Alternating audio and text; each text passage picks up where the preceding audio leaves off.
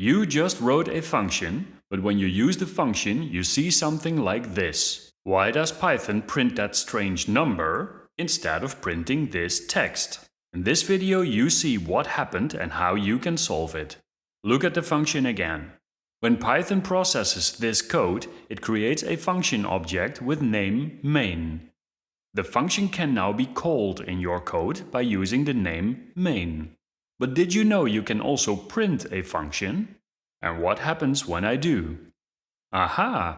The object type and address are printed. And that is what happened in your code. You created a function, but instead of calling it, it was printed. So, what is the solution? To call the function, add parentheses. And this time everything works as expected. And that's all for this video. For more Python tutorials, click one of my other videos. Thanks for watching.